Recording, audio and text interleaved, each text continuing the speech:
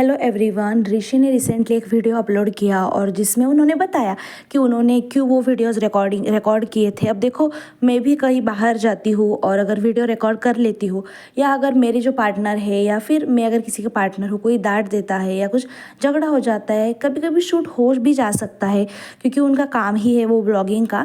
लेकिन और उन्होंने जो रिकॉर्डिंग्स की बात की तो उसमें भी उन्होंने बोला कि वो जो रिकॉर्ड्स थे वो वॉइस कॉलिंग के या फिर वॉइस चैट्स के थे, तो इट्स नॉर्मल। बट ना उन्होंने एक बात बताई उसमें कि हिमांशी ने बहुत सारे बहुत से नहीं, एक जो मैरिज वेबसाइट है उस पर लॉगिन करके रखा है, अपना प्रोफाइल डाल के रखा है।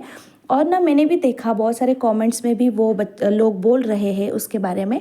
हिमांशी कमेंट्स भी डिलीट कर रही है, ऐसे भी कुछ बोला जा रहा है। एंड मैंने भी कमेंट्स खुद देखे हैं। लेकिन मुझे क्या लगता है, मे बी एक ऐसा हो सकता है कि उनके फैमिली ने उन्होंने बोला हो, या अगर खुद का उनका डिसीजन है।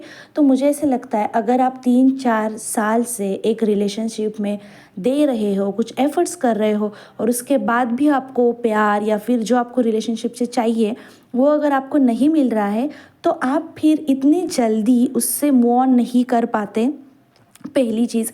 या फिर अगर आप बहुत सीरियस हो और आपको इतना इतना ज़्यादा टॉर्चर हुआ है आपके साथ, तो आप नहीं सोचोगे किसी के साथ फिर मैरिज करने का, एंड सबसे पहली बात, जब आप प्यार करते हो किसी से, वो बहुत बड़ी चीज़ है। और उस प्यार में तो आपसे होगा ही नहीं कि आप 3-4 साल का रिलेशनशिप, भले ही उस इंसान ने आपको कितना भी टॉर्चर किया, वो आपकी हिम्मत नहीं होगी कि किसी और से तुरंत आप अटैच हो जाओ। एंड ये सब चीज़ें मेरे भी दिमाग में आ रही थी, लेकिन मुझे ऐसे लगता है मे बी उनका वो फैमिली डिसीजन, फैमिली ने उनको सब बोला हो कि आप ये करो वो करो, वी डोंट नो ना। बट और एट द सेम टाइम ये भी है, अगर उनका ये खुद का डिसीजन है तो नहीं लगता कि उनको ऋषि ने या फिर उनकी फैमिली ने टॉर्चर किया हो।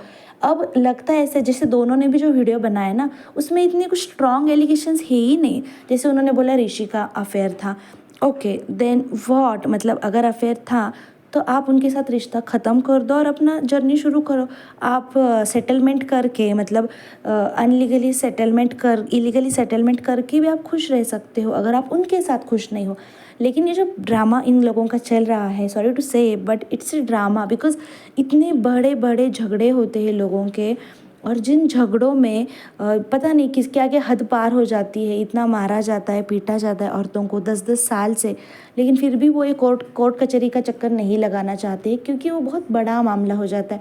लेकिन इनके केस में वैसा है ही नहीं कुछ, जैसे अभी ऋषि ने बताया। लेकिन इनके केस में मुझे ऐसा लगता है एक ईगो का प्रॉब्लम आ गया है, एटीट्यूड का है। और सबसे पहले गलती ऋषि के तो है ही, वो इतना मैनली नहीं रहते हैं। Of course he is a very gentleman, but ना जैसे हिमांशी की पर्सनैलिटी है, उनको चाहिए कि उनके साथ एक ऐसा मस्कुलिन मैन जो होता है ना, जिनके मसल्स डोले शोले हो, जो बहुत ही स्ट्रांगली किसी के साथ फाइट कर दे, उनके लिए स्ट्रांगली स्टैंड ले ले, ऐसे टाइप के हिमांशी। और हिमांशी की अगर आप फैमिली देखोगे, उनका जो बैकग्राउंड है, फैमिली बैकग्राउंड वगैरह, वो भी अगर आप देखोगे तो वो बहुत ही रिच फैमिली से बिलोंग करते हैं। तो वहाँ पे क्या है, सब रिलैक्स चीज़ें रहती है। तो और उनके ससुराल में भी वैसे रिलैक्स ही है, बट ना जल्दी से अडेप्ट नहीं हो पाते, कुछ लड़कियों को जल्दी से ससुराल की चीज़ें अडेप्ट नहीं कर पाते। मे बी ऐसे कुछ इनकी ईगो प्रॉब्लम्स आ गई है, या फिर किसी एक का, जैसे लगता है कि हिमांशी का दिल या फिर जो उन्होंने सोचा था इस शादी से होगा उनके साथ, वो कुछ भी नहीं हो रहा है, इसीलिए वो खुश भी नहीं है। और उनकी बात वो सही है, अगर आप किसी रिलेशनशिप में खुश नहीं हो तो वहाँ पे मत रहो। लेकिन ये गलत है कि फिर उस इंसान के बारे में गलत बोलो, उनसे मनी ले लो या फिर जो भी करो, उनको बदनाम करो और फिर आप खुश हो जाओ। It's not good. May be अगर ऋषि के अगर रिलेशनशिप्स है तो उनको सेटलमेंट करके उनसे दूर होना चाहिए।